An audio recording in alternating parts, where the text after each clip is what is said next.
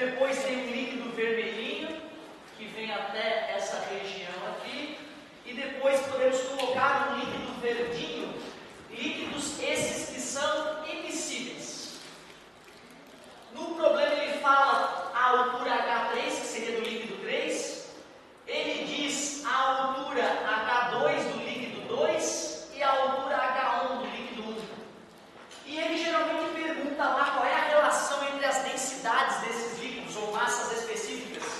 O líquido vermelhinho tem uma massa específica μ2, o líquido verdinho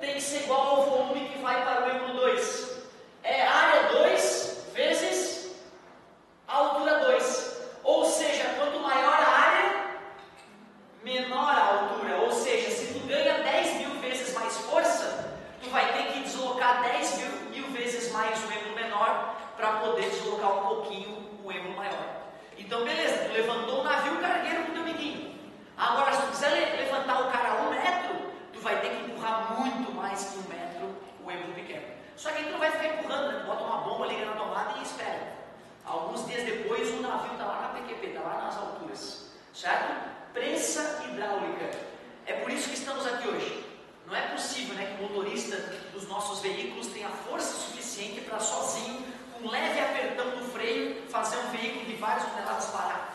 Sem dúvida ele estava fazendo força no êmbolo menor, e o sistema de freio estava atuando no êmbolo maior. Então, com uma pequena pressão, colocada no pedal do freio do carro, tu consegue uma grande força nas pastilhas de freio, fazendo o carro parar, certo? Essas são as duas equações famosas da prensa hidráulica.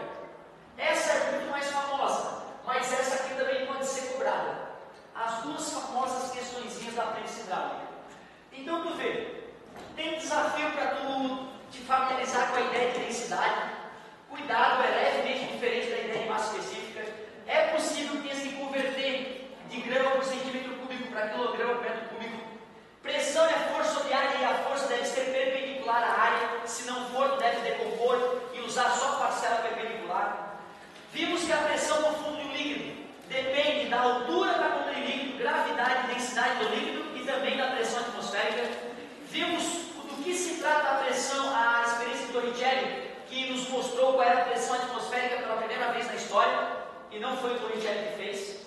Vimos várias diferentes unidades de pressão que se relacionam, e ainda aplicamos o teorema de Stefan para tratar de vasos comunicantes, e usamos a ideia de pressão e o princípio de Pascal para te mostrar como é que funcionam as prensas hidráulicas.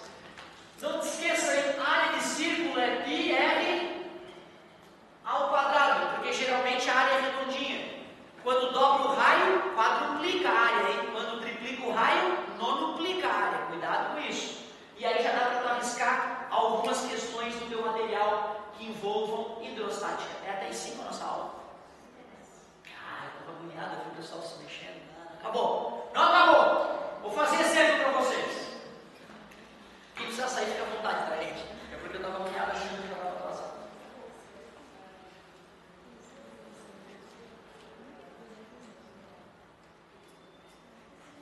Em qual tu disse que recipiente? Na prensa hidráulica, tu disse?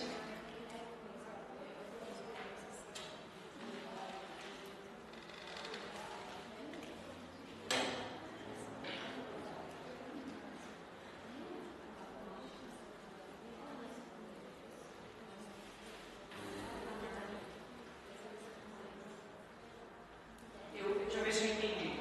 Vamos pensar assim, ó.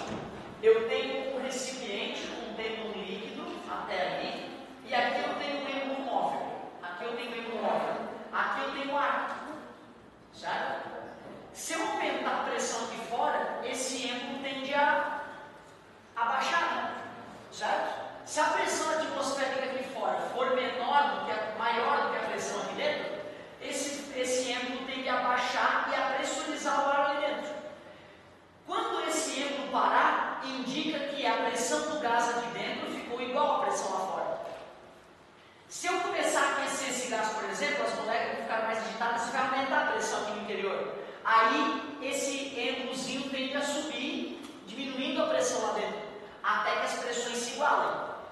Numa panela de pressão, você já deve ter percebido que tem aqui na tampa da panela, tem aquele dispositivozinho que é um biquinho, que fica girando e assobiando. O engenheiro que calculou a segurança dessa panela, ele queria, por exemplo, eu queria que dentro da panela tivesse uma pressão de 2 atmosferas, no máximo, mais que isso eu não quero. E ele sabe qual é a areazinha daquele furinho da panela. Ele sabe que pressão é força sobre área. A área é o furinho que tem na saída da panela de pressão.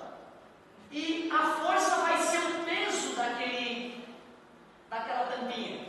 Então tu vê, o engenheiro calcula qual deve ser o peso daquela tampinha, para que quando a pressão no interior da panela superar o valor que ele calculou, essa pressão consiga erguer o pezinho e deixar gás vazar para manter a pressão da panela constante, certo? Então sempre que eu tenho um êmbolo móvel sendo impelido por 2 pressões, aonde a pressão maior vai ter força maior e vai deslocar ele no sentido da pressão menor, certo? Eu não sei se foi exatamente isso que tu tinha descrito.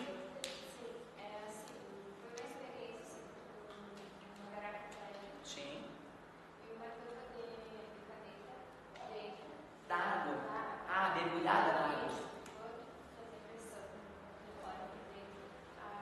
dava a posição onde o objeto flutuava. Perfeito, entendi o que tu quis dizer. Entendi o que tu quis dizer. Ó, se eu tenho uma garrafa PET fechada, tem líquido lá dentro, certo? E tem um corpinho lá dentro, certo? Esse corpo é importante que ele consiga sofrer uma pequena deformação. Quando eu fizer pressão aqui em volta da garrafa PET, eu vou fazer com que aquele corpo seja pressionado e diminua de volume. Ao diminuir de volume, ele aumenta de densidade e ele tem que afundar na água. Quando eu libero a garrafa PET, eu diminuo a pressão naquele corpo, ele volta a ter o volume original, volta a ficar menos denso que a água e começa a flutuar na água. Certo? Isso a gente vai trabalhar na próxima aula, quando a gente for trabalhar em empuxo. Aí vai ficar mais fácil de explicar aqui no experimento. Agora eu entendi qual é o experimento que está descrevendo. Legal a colocação. Show de bola. Ainda dá tempo, hein? Tem uns 4 minutinhos para fazer 2 exemplos, um de vasos comunicantes e um de prensa hidráulica. Sim, dá tempo, dá tempo. Como que vamos, meus queridos? Olha só, questão clássica. Um sujeito em laboratório queria calcular a densidade de um óleo desconhecido. E aí ele fez o seguinte experimento. Pegou um vaso comunicante, acrescentou um pouco de água e um pouco do óleo desconhecido. E percebeu que o equilíbrio se deu nessa situação. Água, óleo. Água e óleo. A altura de óleo era 8 centímetros, enquanto a altura de água era 5 centímetros. Qual é a densidade do óleo nessa situação? Claro que nesse caso estou considerando que todos sabem que a densidade da água é 1 grama por centímetro cúbico. Como é a famosa situação dos vasos comunicantes? Mi da água vezes a altura da água é o Mi do óleo vezes a altura do óleo. O Mi da água é 1 grama por centímetro cúbico, 5 centímetros. O Mi do óleo eu quero descobrir e a altura é 8. Está multiplicando, passa dividindo. O Mi do óleo fica 2,5, 1,25, 0,625 gramas por centímetro cúbico. Então, situaçãozinha clássica aí, certo? Vou ficar devendo o exemplo da prensa hidráulica para a próxima aula. Muito obrigado pela paciência e pela atenção. Alguém que tiver alguma dúvida pontual e emergencial, é só chamar.